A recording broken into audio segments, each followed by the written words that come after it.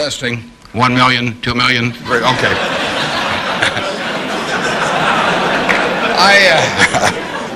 I came in from Nebraska today, and you're probably all familiar with us mainly by our football team. We have those fellows with the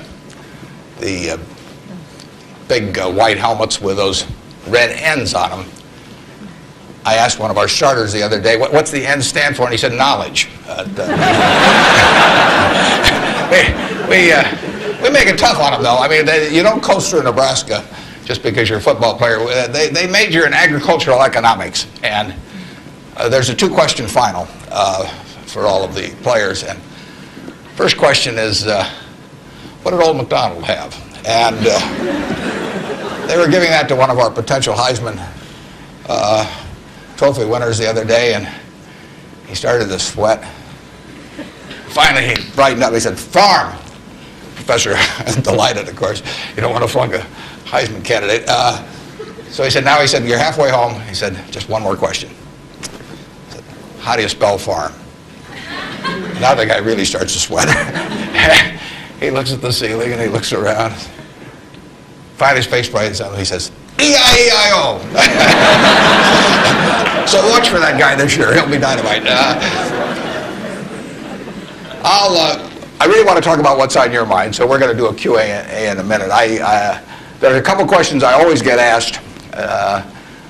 People always say, well, who should I go to work for when I get out? And I've got a very simple answer. We may elaborate more on this as we go along, but the real thing to do is to get going for some institution or individual that you admire. I mean, it's crazy to take in-between jobs just because they look good on your resume or because you get a little higher starting pay. I was up at Harvard a while back, and a very nice young guy picked me up at the airport, Harvard Business School attendee, and he said, I went to undergrad here, and then I worked for X and Y and Z, and now I've come here.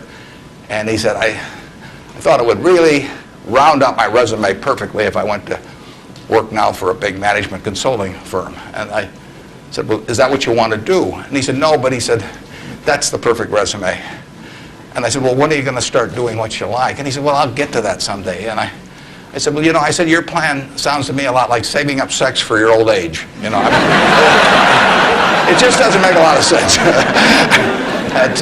I told that same group, I said, go to work for whomever you admire the most. And I said, you can't get a bad result. You'll jump out of bed in the morning and you'll be having fun. And the dean called me up a couple of weeks later. He said, what'd you tell those kids? He said, they're all becoming self-employed. So you've got to temper that advice a little bit. Play one game a little bit with me for just a minute, and then we'll get to your questions. I'd like for the moment to have you, have you pretend I've made you a great offer, and I've told you that you could pick any one of your classmates, and you now know each other probably pretty well after being here for a while. You'd have 24 hours to think it over, and you can pick any one of your classmates, and you get 10% of their earnings for the rest of their lives. And I ask you what goes through your mind in determining which one of those you would pick. You can't pick the one with the richest father. That doesn't count. I mean, you've got to do this on merit. But you probably wouldn't pick the person that gets the highest grades in the class. I mean, there's nothing wrong with getting the highest grades in the class, but that isn't going to be the quality that sets apart a big winner from the rest of the pack. Think about who you would pick and why. And I think you'll find when you get through, you'll pick some individual. You've all got the ability. You wouldn't be here otherwise. You've all got the energy. I mean, you've got, the initiative is here.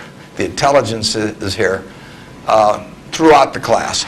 But some of you are going to be bigger winners than others. And it gets down to a bunch of qualities that, interestingly enough, are self-made.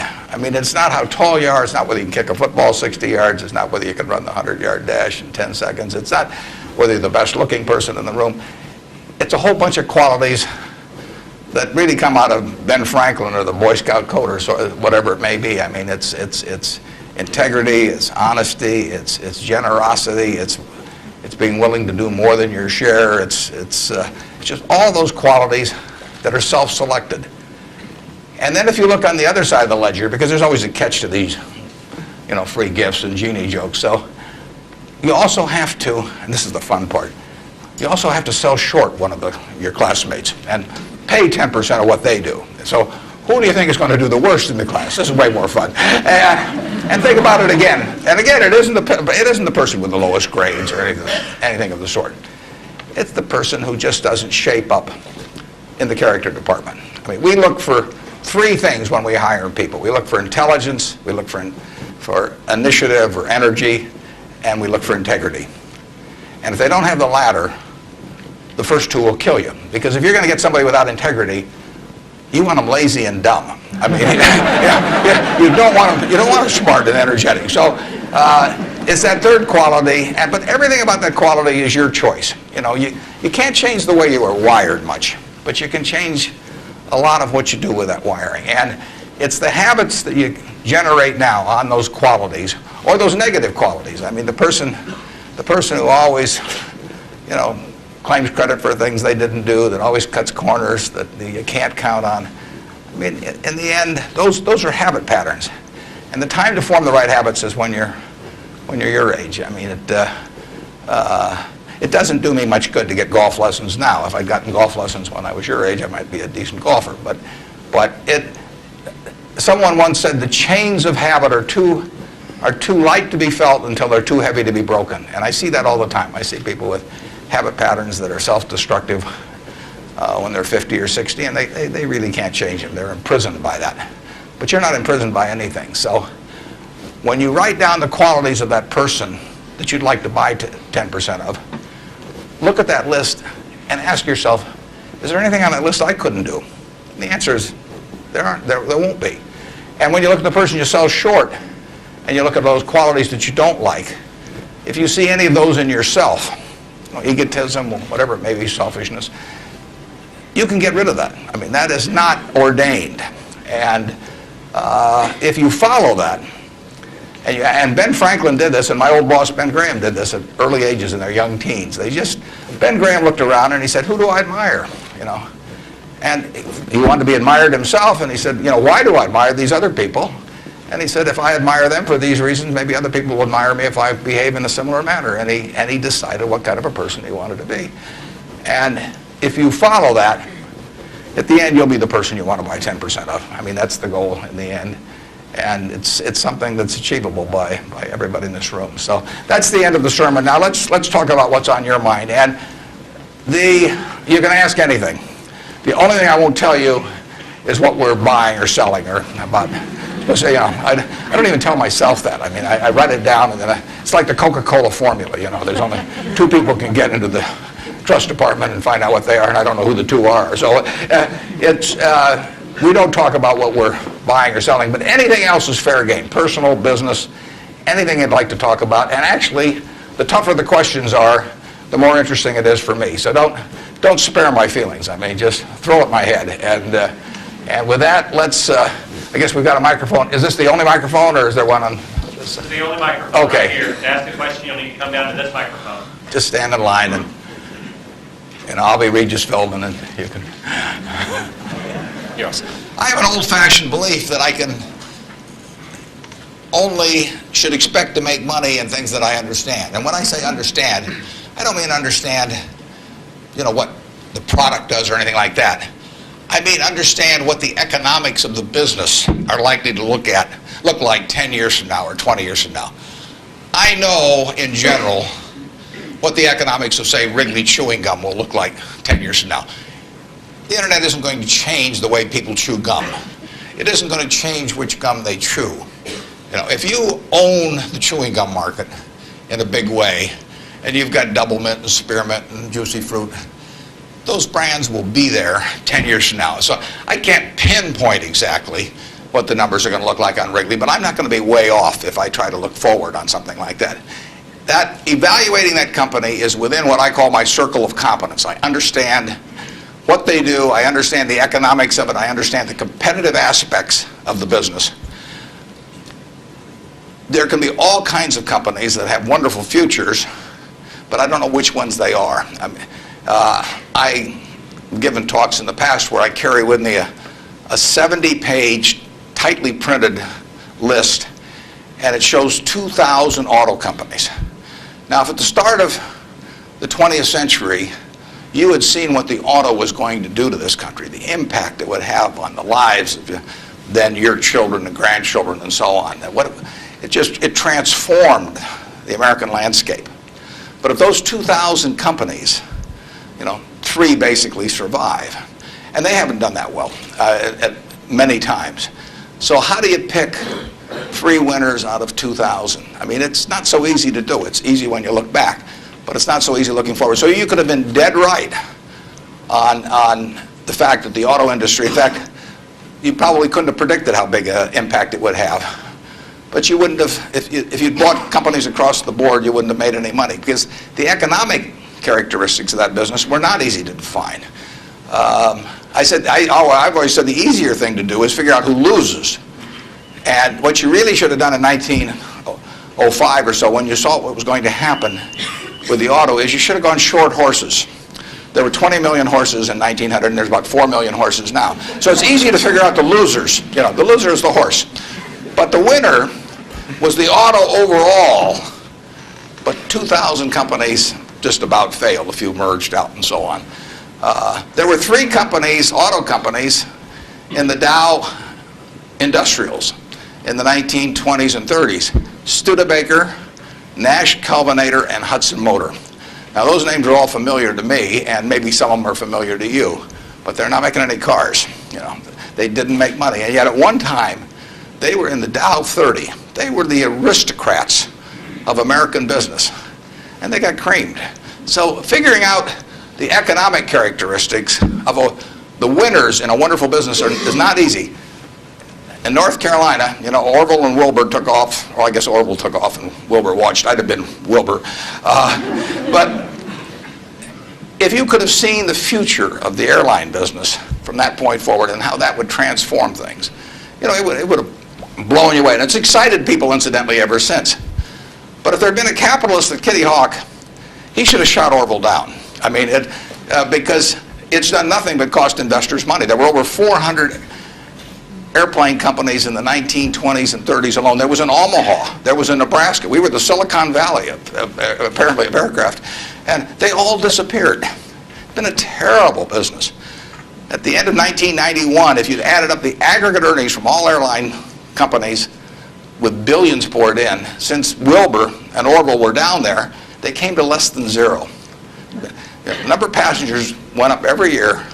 The importance of the industry was dramatically increased decade by decade, and nobody made any money. So figuring out the economic consequences. TV, I think there's, 20, 25 million sets a year sold in the United States. I don't think there's one of them made in the United States anymore. I mean, you'd say TV set manufacturer, what a wonderful business. I mean, everybody, nobody had a TV in 1950, or thereabouts, 45 to 50. Everybody has multiple sets now. Nobody in the United States has made any real money making the sets. They're all out of business. The Magnavoxes, the RCAs, all of those companies. Radio was the equivalent in the 20s. Over 500 companies making radios in the 1920s. Again, I don't think there's a U.S. radio manufacturer at the present time. But Coca-Cola, what was it, 1884 at Jacobs Pharmacy or whatever, the fellow comes up with something. A lot of copiers over the years. But now you've got a company that is selling roughly 1.1 billion 8-ounce servings of its product, not all Coke, Sprite, and some others, daily throughout the world 117 years later. So understanding the economic characteristics of a business is different than predicting the fact that an industry is going to do wonderfully. And so when I look at the internet businesses, or I look at tech businesses, I say this is a marvelous thing, and I love to play around on the computer, and now I order my books from Amazon and all kinds of things, but I don't know who's going to win. And unless I know who's going to win, I'm not interested in investing. I'll just play around on the computer. And defining your circle of competence is the most important aspect of investing. It's not how important, how large your circle is. You don't have to be an expert on everything. But knowing where the perimeter of that circle of what you know and what you don't know is, and staying inside of it, is all important. Tom Watson Sr., who started IBM, said in his book, he said, "I'm no genius," he said, "but I'm smart in spots, and I stay around those spots." And that is the key. So if I understand a few things, and I stick in that arena, I'll do okay. And if I don't understand something, but I get all excited about it because my neighbors are talking about it, the stocks are going up and everything, they start fooling around someplace else, eventually I'll get creamed, and I should. So now let's go over here. Hello, Mr. Buffett. I got two short questions. One is, how do you find intrinsic value in a company? Well, intrinsic value is what is the number that if you were all-knowing about the future and could predict all the cash that a business would give you between now and Judgment Day, discounted at the proper discount rate, that number is what the intrinsic value of a business is. In other words, the only reason for making an investment and laying out money now is to get more money later on, right? That's what investing is all about. Now, when you look at a stock, when you look at a bond, assuming it's the United States government bond, it's very easy to tell how much you're going to get back. It says it right on the bond. It says when you get the interest payments. It says when you get the principal. So it's very easy to figure out the value of a bond. It can change tomorrow if interest rates change. But the cash flows are printed on the bond. The cash flows aren't printed on a stock certificate. That's the job of the analyst, is to print out, change that stock certificate, which represents an interest in the business, and change that into a bond and say, this is what I think it's going to pay out in the future. When we buy, some new machine for Shaw to make carpet, that's what we're thinking about, obviously, and you all learn that in business school. But it's the same thing for a big business. If you buy Coca-Cola today, the company is selling for about $110 to $15 billion in the market. The question is, if you had 110 or 15 billion, you wouldn't be listening to me, but I'd be listening to you incidentally. But the question is, would you lay it out today to get what the Coca-Cola company is going to deliver to you over the next 200 or 300 years? The discount rate doesn't make much difference as you get further out. And that is a question of how much cash they're going to give you. It isn't a question of, it isn't a question of how many analysts are going to recommend it or what the volume in the stock is or what the chart looks like or anything. It's a question of how much cash it's going to give you. That's the only reason. It's true if you're buying a farm. It's true if you're buying an apartment house. Any financial asset. Oil in the ground. You're laying out cash now to get more cash back later on. And the question is how much are you going to get? When are you going to get it? And how sure are you? And when I calculate intrinsic value of a business, when we buy businesses, and whether we're buying all of a business or a little piece of a business, I always think we're buying the whole business because that's my approach to it. I look at it and say, what will come out of this business and when?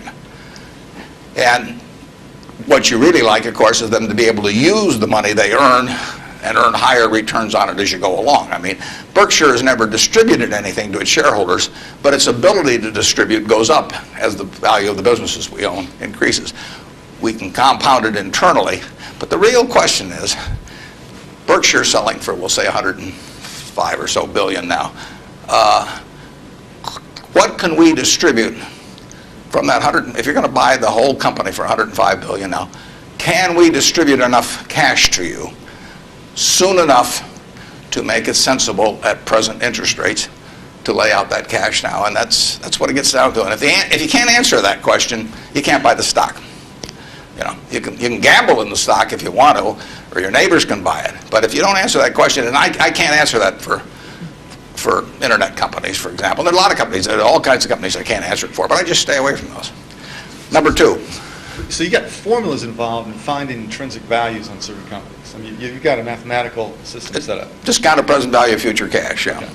Second short question is, why haven't you written down your set of formulas or your strategies in written form so you can share it with everyone else? Well, I think I actually have written about that.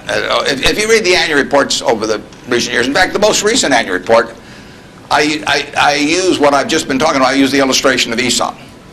Because here Aesop was in 600 BC. Smart man. Wasn't smart enough to know it was 600 BC, though. I mean, would take a little foresight. But Aesop in between tortoises and hares and all these other things, he found time to write about, birds. And he said, a bird in the hand is worth two in the bush. Now, that isn't quite complete, because the question is, how sure are you that there are two in the bush? And how long do you have to wait to get them out? Now, he probably knew that, but he just didn't have time because he had all these other proverbs to write and had to get on with it. But he was halfway there in 600 BC. That's all there is to investing, is how many birds are in the bush, when are you going to get them out, and how sure are you? Now, if interest rates are 15%, roughly, you've got to get two birds out of the bush in 5 years to equal the bird in the hand. But if interest rates are 3%, and you can get two birds out in 20 years, it still makes sense to give up the bird in the hand, because it all gets back to discounting against an interest rate. Problem is, often you don't know, not only how many birds are in the bush, but in the case of the internet companies, there weren't any birds in the bush. But they still take the bird that you give them in the hand. But I actually have written about this sort of thing, and stealing heavily from Aesop, who wrote it some 2,600 years ago, but I've been behind on my reading. Yeah. Good morning. I know you're famed for your success, but I was curious if there were any particular moments in your life or mistakes or failures that you've made that were particularly memorable, what you may have learned from them, and if you had any particular advice for the students here in dealing with discouraging circumstances. Yeah, I've made a lot of mistakes. Biggest mistake, well, not the biggest, necessarily the biggest, but buying Berkshire Hathaway itself was a mistake, because Berkshire was a lousy textile business, and I bought it very cheap. I'd been taught by Ben Graham to buy things on a quantitative basis. Look around for things that are cheap. And that I was taught that, we'll say in 1949 or 50. It made a big impression on me. So I went around looking for what I call used cigar butts of stocks. And the cigar butt approach to buying stocks is that you walk down the street and you're looking around for cigar butts, and you find this on the street, this terrible looking, soggy, ugly looking cigar, one puff left in it. But you pick it up and you get your one puff. It's disgusting, you throw it away, but it's free. I mean, it's cheap. And then you look around for another soggy, one puff cigarette. Well, that's what I did for years. It's a mistake. Although you can make money doing it, but you can't make it with big money. It's so much easier just to buy wonderful businesses. So now I would rather buy a wonderful business at a fair price than a fair business at a wonderful price. But in those days, I was buying cheap stocks. And Berkshire was selling below its working capital per share. You got the plants for nothing, you got the machinery for nothing, you got the inventory and receivables at a discount. It was cheap. So I bought it. And 20 years later, I was still running a lousy business, and that money did not compound. You really want to be in a wonderful business, because the time is the friend of the wonderful business. You keep compounding, it keeps doing more business, and you keep making more money. Time is the enemy of the lousy business. I could have sold Berkshire, perhaps liquidated it, and made a quick little profit, one puff. But staying with those kind of businesses is a big mistake. So you might say I learned something out of that mistake, and I would have been way better off taking what I did with Berkshire is I kept buying better businesses. I started an insurance business, See's Candy, the Buffalo, all kinds of things. I would have been way better doing that with a brand new little entity that I'd set up, rather than using Berkshire as the platform. Now I've had a lot of fun out of it. I mean, everything in life seems to turn out for the better, so I don't have any complaints about that, but it was a dumb thing to do. I went into U.S. Air. I bought a preferred stock in 1989. As soon as my check cleared, the company went into the red and never got out. I mean, it was really dumb. I mean, I've got an 800 number I call now whenever I think about buying an airline stock. I call them up any hour fortunately, I can call them at 3 in the morning, and I just dial it and I say, my name's Warren, I'm an aeroholic, and I'm thinking about buying this thing, and then they talk me down. I mean, it takes hours sometimes, but it's worth it, believe me. If you ever think about that buying an airline stock, call me and I'll give you the 800 number, because you don't want to do it. But we got lucky in terms of how we eventually came out on it, but it was a dumb decision, all mine. And I've done biggest in terms of opportunity costs, eventual costs. I bought half interest in a Sinclair filling station when I was about 20 with a guy I was in the National Guard with. And I had about $10,000 then, and I put $2,000 in, and I lost it all. So that was 20%, and that means that the opportunity cost is now $6 billion of that filling station, which is a big price to pay for, getting to wipe a few windows and a few windshields and things like that. So actually, I like it when Berkshire goes down because it reduced the cost of that mistake on an opportunity cost. But the biggest mistakes we've made by far, I've made, not we've made, biggest mistakes I've made by far are mistakes of omission and not commission. I mean, it's the things I knew enough to do, they were within my circle of competence, and I was sucking my thumb. And that is really, those are the ones that hurt. They don't show up anyplace.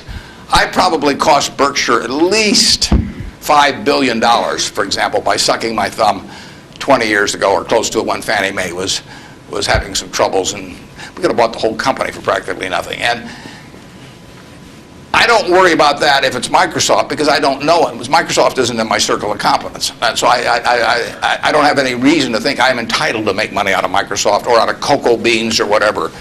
But I did know enough to understand Fannie Mae, and I blew it. And that never shows up under conventional accounting. But I know the cost of it. I know. I passed it up. And those are the big, big mistakes. And I've had plenty of them. And unless I tell you about them in the annual report, and I resist the temptation sometimes, unless I tell you about them in the annual report, you're not going to know it because it doesn't show up under conventional accounting. But omission is way bigger than commission. There's big opportunities in life have to be seized. We don't do very many things, but when we get the chance to do something that's right and big, we've got to do it. And even to do it in a small scale is just as big a mistake almost as not doing it at all. I mean, you've really got to grab them when they come, because you're not going to get 500 great opportunities. You would be better off if when you got out of school here, you got a punch card with 20 punches on it, and every financial decision you made, you used up a punch. You'd get very rich because you'd think through very hard each one. I mean, you went to a cocktail party and somebody talked about a company you didn't even understand what they did or couldn't pronounce the name, but they'd made some money last week and another one like it. You wouldn't buy it if you only had 20 punches on that card. There's a temptation to dabble, particularly during bull markets. In stocks, it's so easy. It's easier now than ever because you can do it online. Just you click it in and maybe it goes up a point and you get excited about that and you buy another one the next day and so on. You can't make any money over time doing that. But if you had a punch card with only 20 punches, you weren't going to get another one the rest of your life, you would think a long time before every investment decision. And you would make good ones and you'd make big ones. And you probably wouldn't even use all 20 punches in your lifetime, but you wouldn't need to. Yep. Mr. Buffett, good morning. In your comments about making mistakes and errors like that, can you talk a little bit about your sell discipline when you're in a position and you feel like it's no longer good? What criteria to use when you just finally abandon it? Yeah, when I started out, the sell situation has changed over the years because when I started out, I had way more ideas than money. I mean, I would go through Moody's manual. I went through it page by page, and then I went through it again page by page. And I found stocks in there that I could understand that were selling at like 2 times earnings, even 1 times earnings. Well, when you only have $10,000, that can get a little frustrating. And if you don't like to borrow money, which I never like to borrow money, so I was always coming up with more ideas than I had money. So I had to sell whatever I liked least to buy something new that just was compelling to me. And for a long time, I was in that mode. And now our problem is we have more money than ideas. If you look at our annual report, which is on the internet at our homepage, BerkshireHathaway.com, you'll see something in the back called the Economic Principles of Berkshire. And you will see, which I believe in setting out for my partners. They are my partners. I don't look at them as shareholders. I look at them as partners. They're going to be my partners for life. So I want to tell them how I think. And if they don't agree with the way I think, that's fine, but I don't want them to be disappointed in me. So I lay out there and I say, in terms of our wholly owned businesses, we're not going to sell no matter how much anybody offers us for them. I mean, if somebody offers us 3 times what something is worth at See's Candy, the Buffalo News, Borsheim's, whatever it may be, we're not going to sell it. I may be wrong in having that approach. I know I'm not wrong if I owned 100% of Berkshire, because that's the way I want to live my life. I've got all the money I could possibly need. It just amounts to a change in the newspaper story on my obituary and the amount of money that the foundation has. And to break off relationships with people I like and people that have joined me because they think it's a permanent home, to do that simply because somebody waves a big check at me would be like selling one of my children because somebody waved a big check. So I won't do that. And I want to tell my partners I won't do it so that they're not disappointed in me.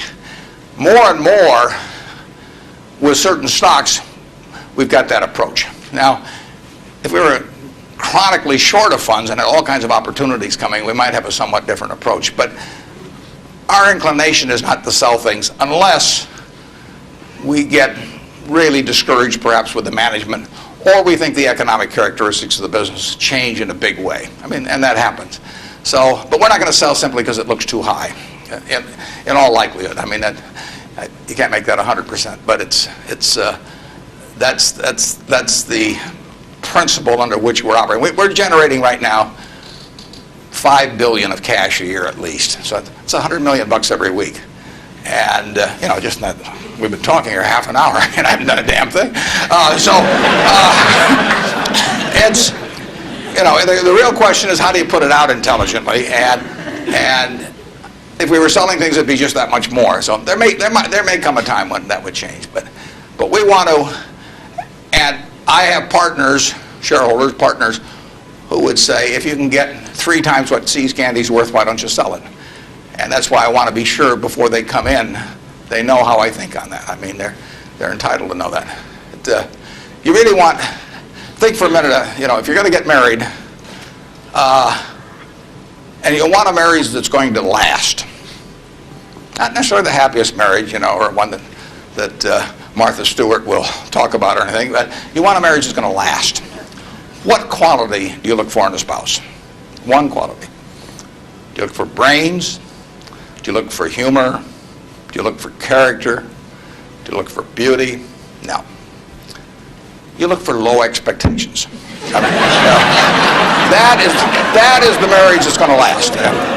Both have low expectations. I mean, and I want my partners to be on the low side on expectations coming in, because I want the marriage to last. It's a financial marriage when they join me at Berkshire, and I don't want them to think I'm going to do things that I'm not going to do. So that's our guiding principle. The advice is all free, and your marital advice, everything else. Next. Good morning. Mr. Buffett, I have a question regarding evaluation of the soundness of investment. In recent years, it appears that the use of tax sheltering in corporation is increasing, and such, reputable companies like UPS and others are involved in court battles over shelters with IRS. As we know, most of these transactions are fairly artificial, but yet there is a profit there. From the investor perspective, do you think it's beneficial for investor that the company that they invest are involved in those shelters? And if so, do you think it would be helpful if those transactions are disclosed in statements, meaning the notes to statements? I'm not sure I got that 100%. George, could you? I will repeat. Earl, did you? Shortly. Yeah. If you think that involvement of corporations that you invest, or anybody for that matter invest in tax shelter, which is by some definition... tax shelters? Right. I've never used one. I'm not saying so. I'm asking if you know that a corporation is involved in such activity that is beneficial in short term, would you think that's helpful for investors? Well, there are perfectly legal ways to shelter taxes. I mean, we did and still do, but we were one of the earliest ones to go in for low-income tax housing credits. In fact, I met with first President Bush about that one, and that benefits us to a mild degree. It's not a big element of Berkshire. I mean, it's peanuts in terms of Berkshire's overall value, but it is a congressionally ordained tax benefit. I wouldn't call it exactly a shelter. It's a tax benefit that Congress has decided they're willing to offer businesses, and because they think it's the best way to generate low-income housing. So we participate in something, but it's not a big factor in what we do. And but there's nothing wrong with that. And then if you get into tax evasion, I mean, that's a whole different game. At that point, they ought to go to jail. But certain businesses, some insurance companies are reincorporated in Bermuda, and you can save a lot of taxes. You have to meet certain other tests which we wouldn't want to meet. But if we were willing to meet those other tests, there's nothing illegal or immoral about us moving to Bermuda. We're not going to do it. And but if the restrictions weren't there, I mean, the tax code is the rule book, and you follow the rule book. I think some of the things people do in terms of bending that rule book get very close to fraud, and sometimes cross the line into fraud. And when they do, I think they ought to be prosecuted. But that's another game. And incidentally, there has been more pushing on that, I would say, in the last 5 years, and certainly was my experience earlier. And there are more.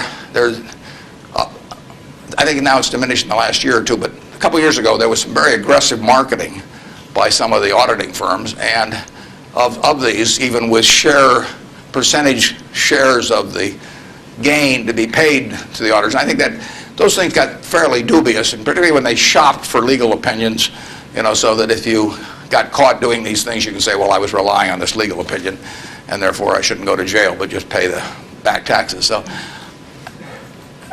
I don't know of anything we're associated with that has done that, but obviously if they push too far, we don't want to be there. Thank you.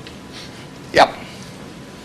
I was curious, with the large number of people you now have with tremendous amounts of wealth, what do you think of the current state of philanthropy? Well, I'll be out this week. Actually, I'm going to a Coca-Cola meeting, and I'm flying out to Seattle and talking to the United Way group out there. Seattle United Way raises more per capita, I believe, than any United Way in the country. And Bill Gates will be there. We're talking jointly. His mother was very active in United Way. But Bill is going to give away over $1 billion a year. And a lot more later on, but right now $1 billion. And it's very interesting. I mean, he is very rational about it, and he's very informed. In fact, he got somebody, I think his primary advisor in the medical field is a fellow who was with the CDC in Atlanta. And Bill reads 15 books a month on this. I mean, he can just absorb it. I wouldn't be able to get it that fast. But he just says with $1 billion, he wants to save as many lives per year as he can. So that's his objective. It's just as much a metric of his foundation as some other metric, return on capital, might be for a business. And he says, I'm going to spend $1 billion a year. How many lives can be saved for that? So he's gotten very heavily into vaccines and AIDS in Africa, a number of things. It's very rational. I personally think all of my 99-point-something% of my net worth will go to a foundation after the latter of my wife and I die. I mean, it's all going to go to a foundation. As far as I'm concerned, I got it from society. It's going to go to society.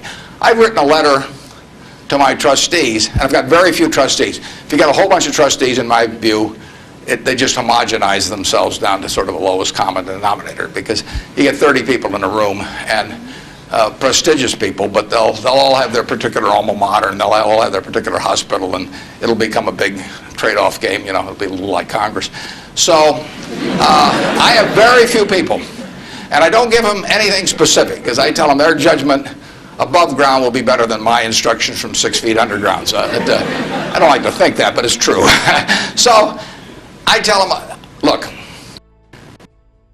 the society are the ones that don't have a natural funding constituency or are just damned intractable and very difficult to solve.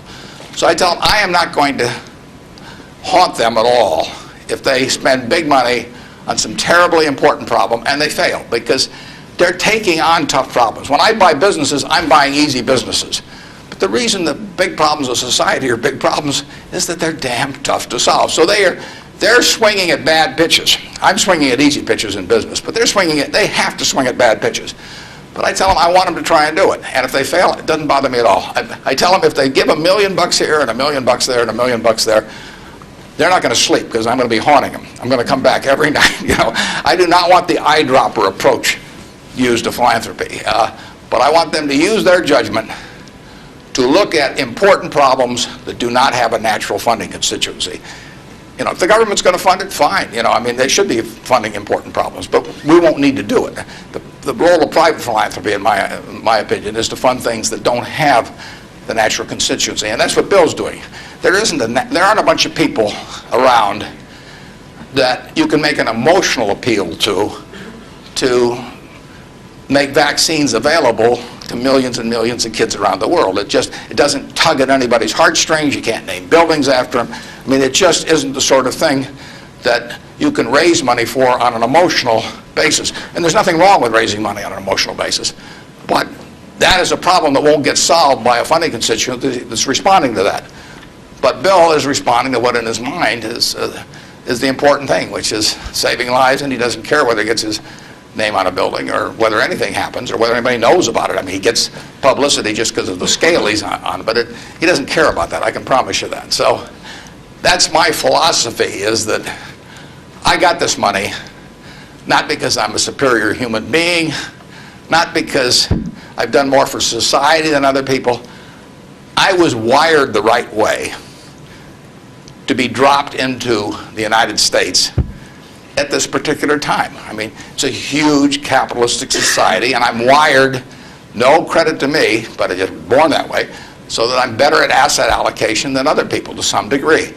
Just like other people are better at all kinds of other things. And I was with two teachers out at Sun Valley that are doing more for society than I am, and this market system does nothing for them. Market system does all kinds of things for me.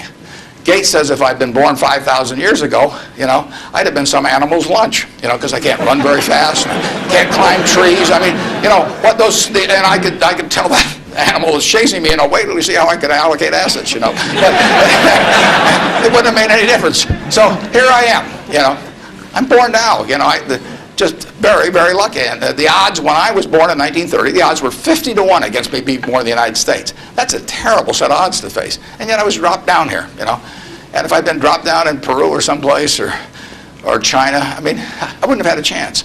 So society is what does it for you. And it should go back, in my view, it should go back to society. If you've been lucky enough to be dropped into a society where your particular wiring pays off big, that's just luck. And there's nothing wrong with being lucky. I don't feel guilty about it or anything else, but I also don't feel that, I feel I have a lot of fun doing what I do, but I feel the money should go back into society, and it should go back as intelligently as it can. And the best way to do it intelligently is to have high-grade and intelligent people administering it at the time. And you don't know the problems that are going to be out there 10 years from now or 20 years from now or 30 years from now. But I do know if I've got a small number of high-grade, smart people, and high-grade is more important. If you gave me 20 extra points of IQ, but cheated a little on the high grade, I wouldn't take it, because they got to be. There's so many chances to do things in a petty way, or to try to. People get subverted in their own minds to their own interests rather than the interests of the institution. So I really want super high-grade people doing it, and I've got them. And I think the money might do a lot of good, it may do no good, but it'll be operating in fields where if it does some good, that good probably wouldn't have been done otherwise. Yep. I was just wondering, there's a lot of differences between the recent boom and bust in the stock market and one in the 1920s. But there's also a lot of similarities, and those similarities are allowing people to draw the conclusion that stock prices will be depressed for some time to come.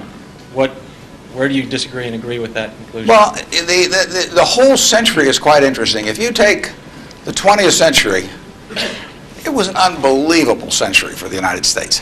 The GDP per capita, and that's the way to think of it, as per capita. Sometimes they talk about our GDP versus Europe's. But if their population's the same every year and ours goes up 1%, you've got to, in the end, you got to have a divisor as well as a numerator. And so GDP per capita in the 20th century in the United States went up 610%. Actually, qualitatively, it went up far more than that, because you can't really measure, certain things in medicine or whatever it may be, and improvements. But just on a quantitative basis, it went up every single decade, including the decade of the 30s. So here you had 100 years when basically the U.S. citizenry was improving their lot decade by decade by decade. The 30s, it was up 13%. Best decade was World War II. The 40s, it's up 36%. The worst decade was the First World War. So you get sometimes you can get in trouble on analogies. But in any event, it was a huge period. Interestingly enough, there were 6 big periods in there for the stock market in both directions. There were 3 big bull markets. From 1900 to 1921, the Dow went from 66 to 71, less than a 10% move in 20 years, less than 0.5% a year. You got dividends too, but 0.5%. So it didn't move. From 21 to 29, as you point out, it went from 71 to a high of 381 in September of 1929. Went up 500%. Well, obviously, the well-being of the country didn't go up 500% during that period. And the well-being of the country went up a whole lot more than 10% during that first 21 years. So you got this very uneven development. Then from September of 1929 until the end of 1948, the Dow went from 381 to about 180. It was cut in half. And that was 18 long years. And yet the per capita GDP was moving right up during this whole period. So the economy was doing fine. From 48 to 65, the Dow went again from about 180 up to close to 1,000. Again, 5 for 1, which was far outstripping it. From 65 to 81, the Dow went down, literally. Well, again, per capita GDP. And then we've had this last period where it's gone up terrifically. If you take the whole 100 years, it went up 180 for 1. Every $1,000 became 180,000. But 43 and 3/4 years were those 3 big, huge bull markets, and 56 and 1/4 years were periods of stagnation, all in an economy that was doing fine, year after year after year. 56 and 1/4 years, net, the Dow was down a couple hundred points during that period, and the other 43 and 3/4 years made up the rest of this move from 66 to 11,000 some on the Dow. So you say to yourself, how could it be that you could have a country that was doing better and better and better and better? Citizens were living, every generation was living better than the one that preceded it. But you had these huge changes, big gains a few times, long periods of stagnation. 20 years, that's a long time to do nothing.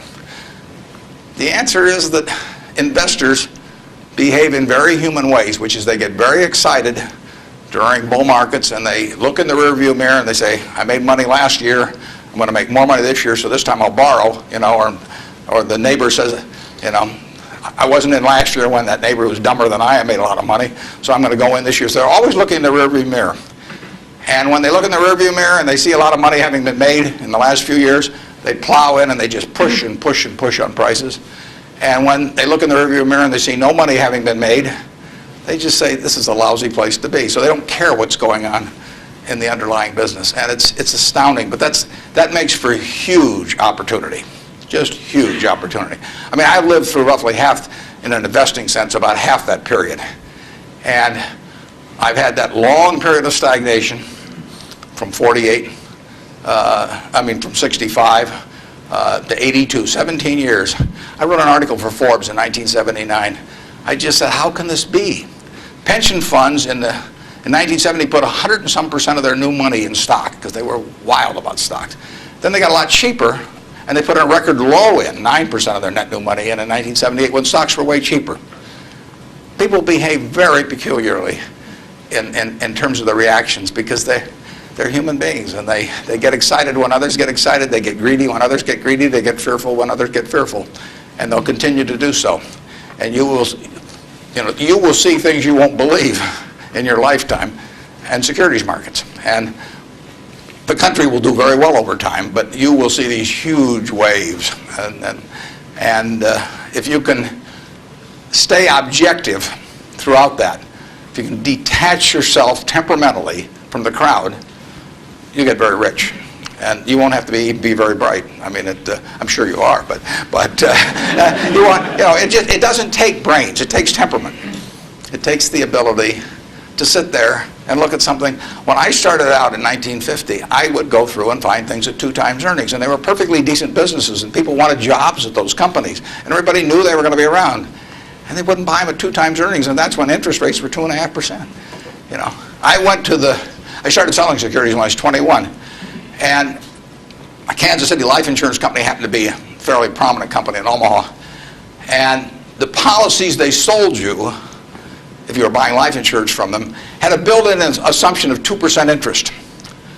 The stock of Kansas City Life was selling at less than 3 times earnings. You were getting 35% if you bought the stock. No question about the soundness of the company. I went to the local agent. I figured, hell, I ought to be able to sell him a few shares of stock. I mean, the guy ought to understand it. I mean, he's got his whole life invested in this company. I went to the local agent who'd been with him for 20 years, and his name was Moose. And I said, Mr. Moose, I said, you're selling these policies with 2%. You may even have a few members of your own family, and you can buy into this company whose paycheck you depend on every month, and whose future your beneficiaries of these life policies depend on, and who you're selling them, a 2% investment on, and you can get 35% on your money. He said, stocks aren't any good. And I couldn't sell you, I was a lousy salesman. I mean, well, you have to start with that. But it just blew me away. It blew me away. I thought, sometimes I used to wonder if I was nuts, But those things, the same thing happened. I mean, in 1964, the Dow closed at 864. At the end of 1981, 17 years later, it closed at 865. It moved 1 point in 17 years. Now, that's not a big move. And that, you can't believe how discouraged people were during that period. But, people were living better. So things can go on a long time that don't make sense. But they do come to an end. I mean, the internet thing. I mean, you had these companies selling for many billions of dollars that had practically no prospects of making any money. That's a bubble. But Herb Stein one time said, anything that can't go on forever will end. Now, that seems pretty... but think about that. And particularly think about it next time you're trying to do something just because the stock's gone up a whole lot, and your neighbors made money or something. You've got to be... You just have to sit and think objectively and think about, would I buy this whole business? If it's an internet company that's got 100 million shares out and selling at 100, that's $10 billion. Is it worth $10 billion? If it's worth $10 billion, it's got to be able to give you, 700 or 800 million next year. And if it doesn't give you 700 or 800 million next year, it has to give you maybe 10% more than that the year after and continue to. There aren't a lot of businesses that can do that. And people just go crazy. And of course, it's fun. I mean, it's like that sign they put in brokerage offices that says, avoid hangovers, stay drunk. I mean, it's just so much fun to keep playing. But you got to do sensible things to get good results. Yeah. Next. Well, we got 3 people standing there, so let's do the 3 that are standing there. Okay. Good morning, sir. Hi. Hi. I was wondering what your opinion is of the Federal Reserve and their actions taken recently. Do you feel they've done enough to boost the economy? Yeah, well, I'm a fan of Alan Greenspan's over time. I've known him for a long, long time. We were on a board together at Cap Cities, and Alan is a very, very smart guy. He is motivated, in my opinion, entirely by what is good for the United States, the people of the United States. And so you couldn't have a better person in there. And the problem he may have is that because his tenure in office has been associated with this incredible bull market, that even though he wouldn't have claimed credit for it, that people might associate it because of the importance of the Fed generally. They might associate with him, so they may, if things don't work out so well, they may blame him as well. But I think his policy has generally been very good. You have to understand one thing about the Fed is that it's not as powerful as the mystique would make it. Its brake is better than its gas pedal. When the Fed wants to put on the brakes, we go through the windshield. I mean, the economy just, they can put on the brakes. Paul Volcker did it. He broke inflation by doing it. But I mean, when he put on the brakes in that period around 1980, I mean, people hated him. He was crucified for it, but it was the right thing to do. And he could do it. He did it all by himself. And and it was the only way, because of the momentum that inflation was generating. It was the only thing it was what was needed then. Enormously unpopular. It's much harder for a Greenspan to put on the brakes, because nobody wants him to put on the brakes, plus he's so visible. But he's put them on sort of gradually. But stepping on the gas pedal, he does not necessarily get the same result. It may help, but there are 1,000 other variables operating. And as you see in Japan, you can get down to 0 interest rates, and you can't stimulate anything. So it isn't like the Japanese haven't read the same books we've read about economics. I mean, they've read Keynes and they've read the whole thing. So we're not smarter than they are. We don't have any secrets they don't have, but they don't know how to get their economy going. And their GDP there has been gone no place, in the last 5 years, and there's still problems around. So easy money doesn't solve everything, but Greenspan could very well get blamed for the fact that he hasn't solved everything, and it's just not in his power to solve it. He can help in various ways, but I don't think you could have anybody better, and I think he's done the right thing to this point, but the right thing may not be quite as effective as people may hope that it would be. In economics, you always want to ask, and then what? You'll read in the paper, well, what happens if the Japanese start selling our government bonds, or what happens if they dump the dollar? They can't dump the dollar. There's no way to dump dollars. You can, or at least dollar assets, because if the Japanese want to sell our government bonds, if they sell them to us, they get a time deposit or a demand deposit at Citi, or they still own a dollar asset.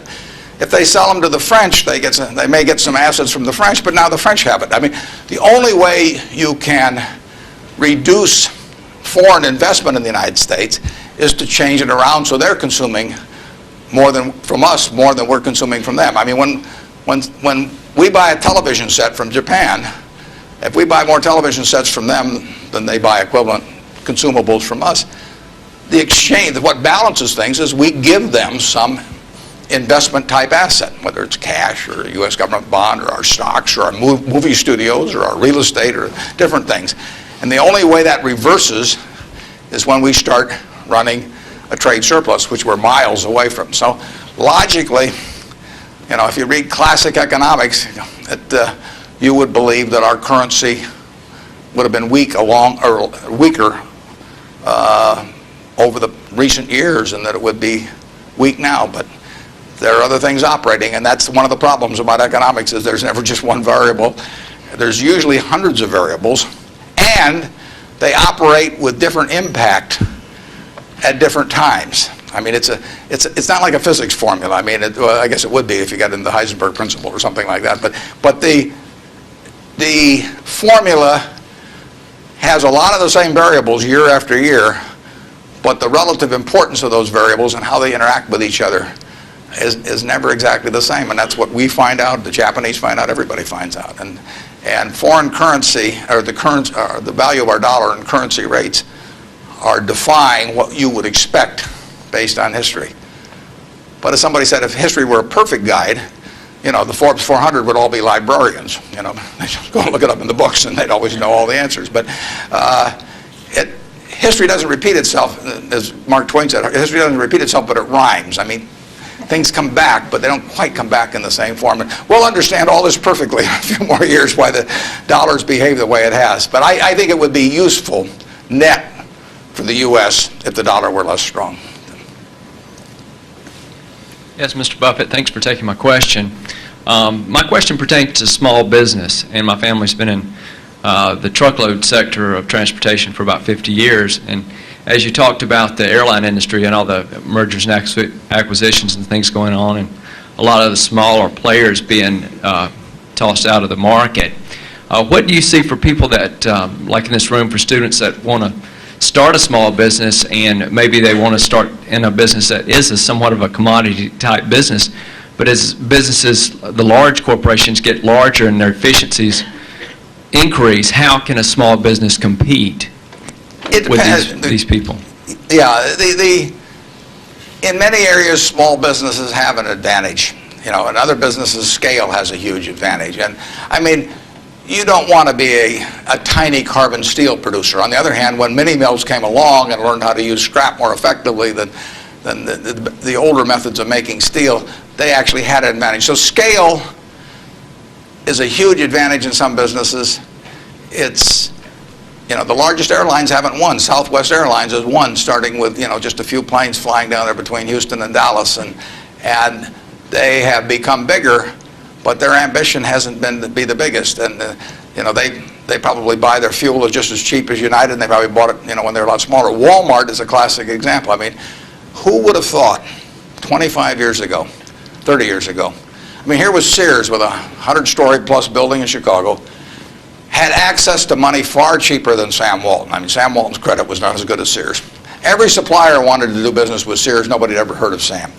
Every real estate developer who was developing a new shopping center went first to Sears, and Sam got the short end.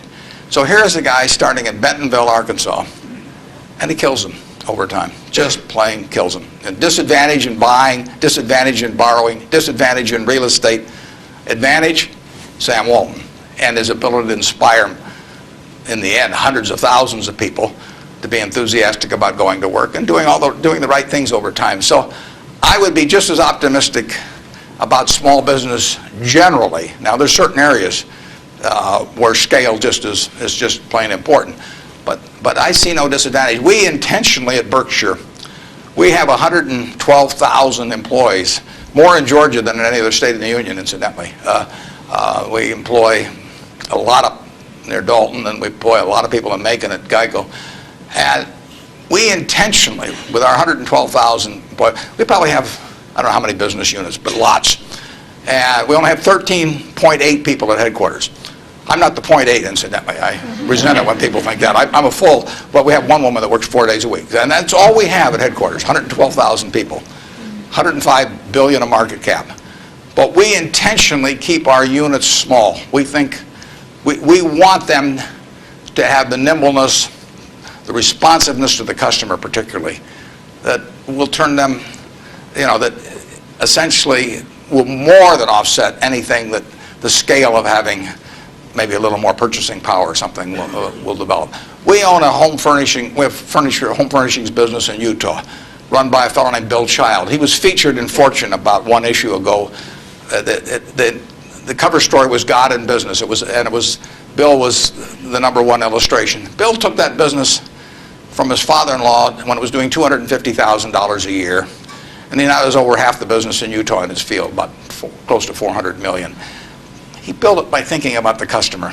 And the truth was, he was competing with Sears, he was competing with Levitt's, was a huge furniture retailer in the past. He was competing with everybody.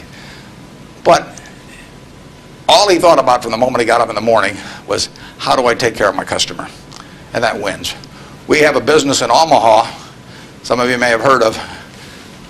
It's the largest home furnishing store in the world.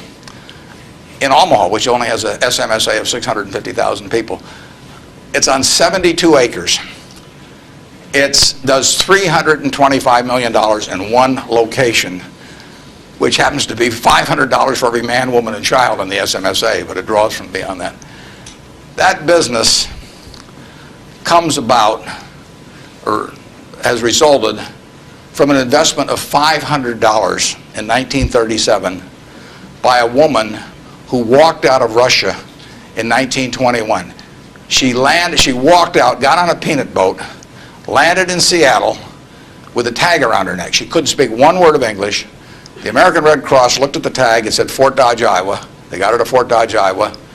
She couldn't pick up the language. She was there 2 years. She said she felt like a dummy. So she came to Omaha because there were other Russian Jews there, and she'd at least have somebody to talk to. Her little girl started school, Frances. Frances would come home at night and teach her mother the words she learned in school that day. That's how this woman, Rose Blumpkin, learned the English language, but from her daughter from kindergarten on, teaching her the words. She brought 7 siblings over from Russia, one at a time, $50 every time she saved $50. She sold used clothing and other works. She got her 7 siblings over, her mother and father, and by 1937, 16 years after she got here, she saved $500. She got on a train, went to Chicago, to the American Furniture Mart, which was this huge, impressive thing. had this, she was smart as hell, but she thought like a peasant in a way. And she saw this building and she decided to name her company the Nebraska Furniture Mart. She went in and bought $500 worth of, she bought about $2,000 worth of merchandise. All the way back to Omaha, she worried because she thought, I owe $1,500. And she only had a $500 equity. So she got to Omaha. She took the bed, the sofa, the refrigerator out of her own home to sell fast so she could get the money so she could pay on time. She took that business and built it from that start. No one would sell to her. She went into court 4 times because they tried to, the carpet manufacturers tried to keep her from selling at a discount. And she went into court and told the judge, because she figured out ways to buy this stuff in various nefarious ways from had other people buy it for her. And she said, look, I pay $3 a yard for this carpet. Brandeis sells it for $6.98. She says, I sell it for $3.98.